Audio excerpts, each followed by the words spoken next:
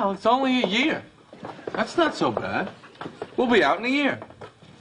And then we'll be back. Welcome to MsMojo, and today we're looking at the controversial ending to Seinfeld and the handful of alternatives that have since been created. Larry, we already screwed up one finale. We can't do another. We didn't screw up a finale. That was a good finale.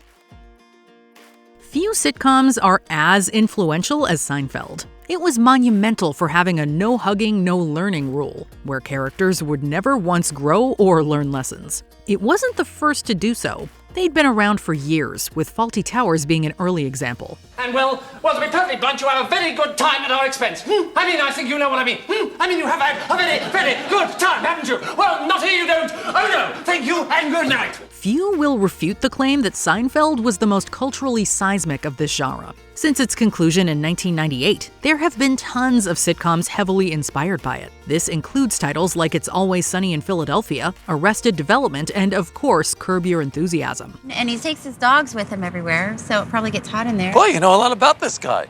We spent a lot of time together just talking about nothing, you know. Despite its influence, the show was far from perfect. Larry David was the showrunner for the first 7 seasons, which many fans consider the peak. Then he left for the final 2 seasons, but came back just for the finale. The episode brought in over 76 million viewers, a mind-blowing figure. When do I get my 15 minutes? I want my 15 minutes! Oh, quit complaining. At least you have your health. Health's not good enough. I want more than health.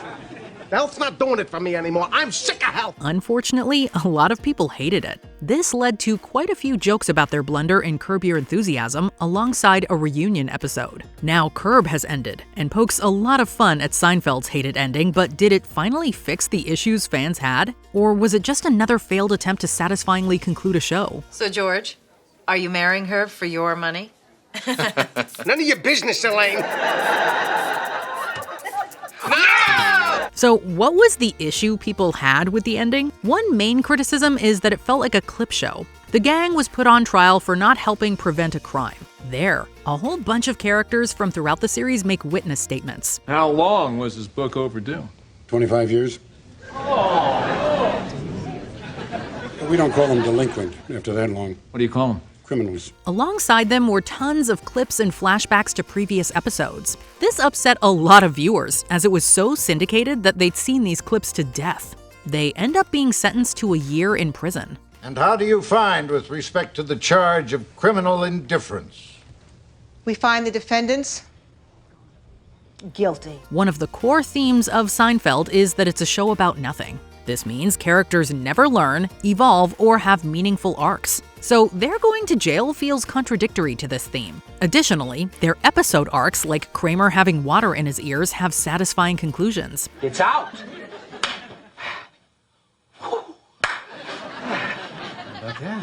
In other episodes, these tend to go nowhere. A lot of fans enjoyed this development, but were irritated at it being a clip show. Also, many were just sad to see it go. This stung harder because of the episode's lack of sentimentality. Hey, I don't come down to where you work and knock the license plate out of your hand. All right, Seinfeld, that's it. Let's go. Come on. All right. Hey, you've been great. See you in the cafeteria. This led fans to hope that someday there would be a better ending. Maybe eventually they would realize their error, have a reunion, and create a finale that they were truly satisfied with. Relationship humor is what this show's all about. Or we could not do the show altogether. How about that? Or we could get them together. Some even expressed their wishes to end on another episode. For instance, many wished Season 3's episode The Parking Garage had been saved for the last episode. A lot of fans would have preferred this instead of an impressive sentimental send-off. What is it? The car! The car!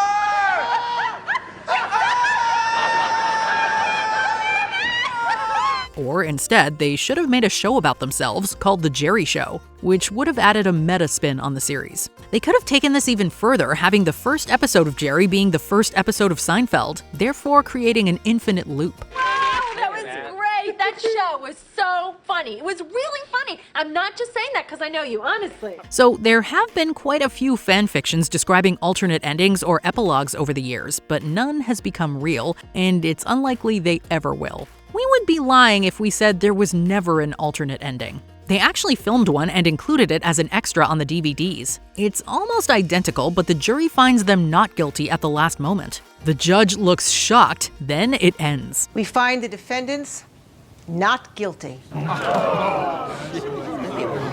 This means there's no credit scene of Jerry doing stand-up in jail. Despite this, a few fans believe it should have ended this way. Others opposed it, believing the characters to be too despicable to get away with years of immorality. It literally makes or breaks the shirt. Look at it. It's too high. It's in no man's land. Haven't we had this conversation before? The lack of an acclaimed ending has led to decades of clickbait articles claiming it's about to get rebooted. We can write off such a scenario as impossible. Not only has Jerry Seinfeld said it will never happen, but they moved on years ago. Do you think we would ever see a reboot of the show? I really don't imagine that. I cannot imagine that. Really? No.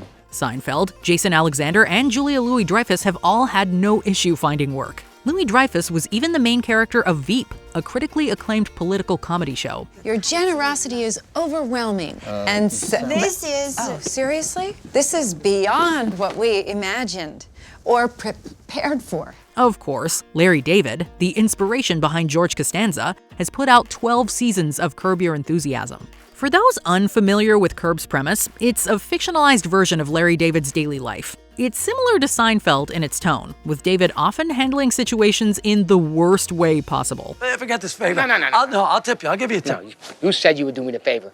I know, but Now you're going back and you want to pay me off? I want to go back in time, okay? Go back in time? Give you the tip that you should have, that you deserve. It ran for almost 25 years and 12 seasons, finally ending in 2024. Season 7 quickly became a fan favorite, as its plot was centered on David creating a Seinfeld reunion so he could shallowly get back with his wife.